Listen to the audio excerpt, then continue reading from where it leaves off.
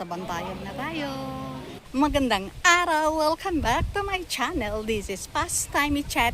Location nga pala natin na andito tayo sa Lukban. Specifically sa Bantayog Farm. Kaya habang naghihintay tayo ng order, nagpaalam tayo na iikot dito. Free entrance na pala kapag umorder ng food. Kaya samahan nyo ko para makita nyo kung ano ang mayroon dito. Tara! Palagi kong sinasabi sa mga vlogs ko na hindi natin kailangang maging mayaman muna para makagala. That's the reason why kung bakit naandito tayo sa Bantayog.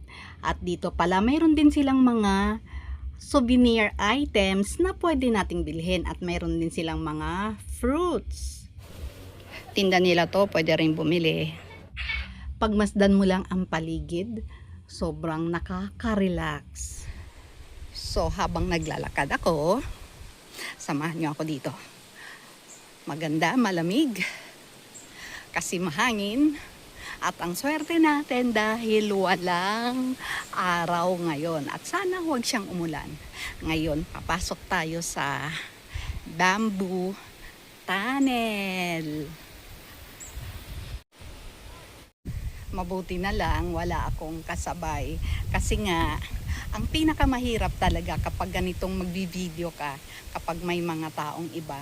Dahil sila gusto nila ng privacy. Kaya hindi dapat natin sila na isasama sa mga video natin. Maliban na lang kung nagpaalam tayo. So tuwing pumapasok ako sa ganitong mga lugar, palagi akong nagpapaalam talaga kung pwede ba. Kasi baka ireklamo nila ako. Sayang naman ang video. So tara, malayo pa itong lalakarin natin. Sana kayanin natin yung pag-akyat. Naku, medyo mahaba. Ito talaga yung magandang nagagawa sa SOCMED ngayon dahil kapag may nakita tayong mga post, madali na lang puntahan. Kaya lang, mag-isa lang ako. Tingnan lang natin kung kakayanin to ng tuhod. Oh, ang ganda kasi talaga. Sayang naman kung hindi ko makuhanan lahat. Hindi ko maipapakita sa inyo ng kompleto. Akyatin nga natin to. Welcome ulit to Bantayog Farm.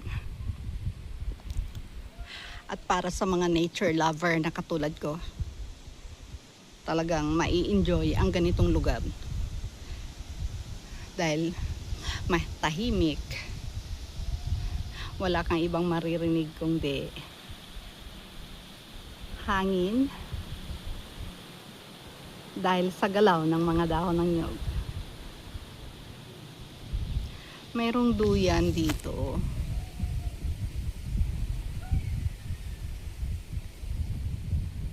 Nakuhanan ko ba? Ayan, may mga tao. So punta tayo doon sa kabilang part. Andito nga pala ako sa taas. So tara, baba na tayo. Dahan-dahan lang po ang baba. At baka tayo madapa. Stop. Look and smile. Kaya malaki ang smile natin. Punta tayo doon sa kabilang part. Medyo sumakit na agad ang tuhod ko ha.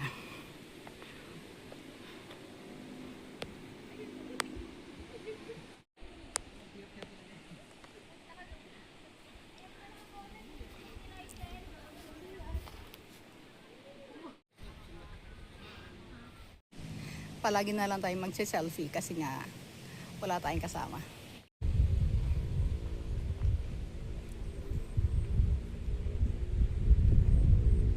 Ay, meron pala ditong view deck. So, tignan natin. Kailan masakit na yung tuhod ko.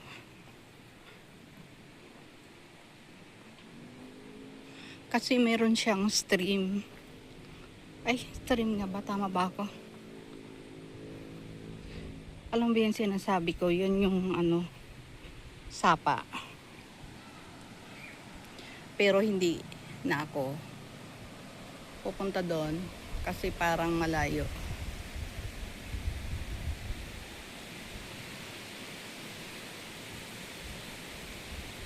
Sa ngayon ay walang tubig ang talon. Trekking lang po. Hindi na tayo mag-trek. Ayun yung kasi doon ata yung ano, yung campsite nila kaya lang masyado ng malayo. Tsaka mag-isa lang ako eh. Dito kasi parang nakakatakot yung daan no, dyan. Kaya hindi na tayo papunta doon sa kabila. Hanggang dito lang tayo. Sayang pero hindi ako malakas ng loob ngayon. At saka parang paulan siya. Kaya balik na tayo. Sorry, hindi kompleto ang ikot natin dito sa Bantayog Farm.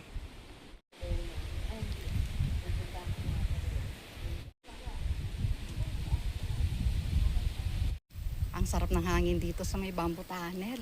Hindi ko makunan ng buo dahil nakalimutan ko na naman yung selfie stick ko.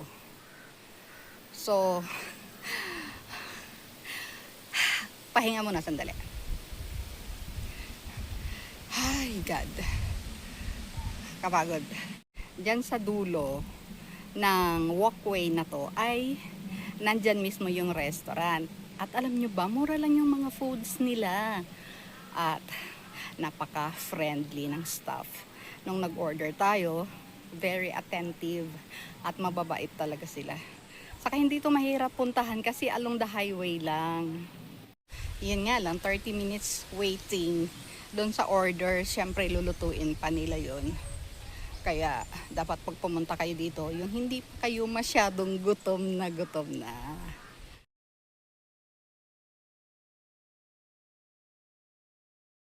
Ito na ang order natin na lunch. So tara na, kain na tayo.